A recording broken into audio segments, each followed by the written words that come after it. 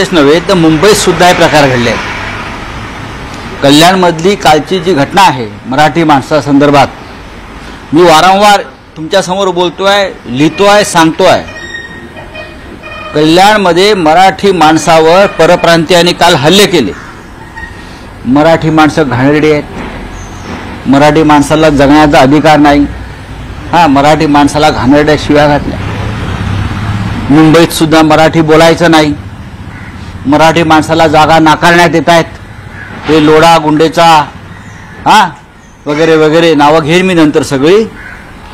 ही हिम्मत ज्या महाराष्ट्रामध्ये हिंदुहृदय सम्राट बाळासाहेब ठाकरे यांनी मराठी माणसासाठी जी शिवसेना निर्माण केली, मराठी माणसाच्या हक्कासाठी, भारतीय जनता पक्षाने नरेंद्र मोदी, अमित शहा, देवेंद्र फडणवीस यांनी मराठी माणसाची संघटना फोडून महाराष्ट्र आणि मराठी माणूस कमजोर केला, ते यासाठीच की इथे मराठी माणसाला दुय्यम दर्जाची वागणूक मिळावी, मराठी माणसाची लढण्याची ताकद नष्ट व्हावी आणि ही मुंबई आणि आजूबाजूचा परिसर हा अडाणी, लोढा, गुंडेचा बरं का आणि सगळे इतर मराठी बिल्डर व्यापाऱ्यांच्यात घशात घालावा यासाठी नरेंद्र मोदी, अमित शहा, देवेंद्र फडणवीस आणि त्यांचे सगळा गोतावळा, व्यापारी गोतावळा त्यांनी मराठी माणसाला कमजोर केलाय।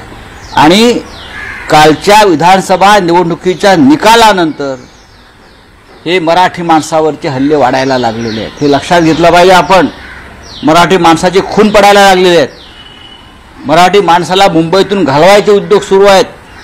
ठाणे, कल्याण, डोंबिवलीतून सुद्धा मराठी माणसाने राहू नये अशा प्रकारचं वातावरण निर्माण केलं। याचं कारण शिवसेना तोडली, शिवसेना कमजोर केली। पण स्वतःला जे शिवसेना म्हणून जे समजतायत, नरेंद्र मोदी आणि अमित शहाने ज्यांच्या हातामध्ये शिवसेना आणि चिन्ह दिलं, ते नामर्द लोक जे आहेत सरकारमध्ये बसलेले शिवसेना म्हणून नामर्द लोक आहेत, त्यांना कालच्या कल्याणमधल्या घटनेची वेदना टोचते आहे का? आम्ही बघू काय करायचं ते।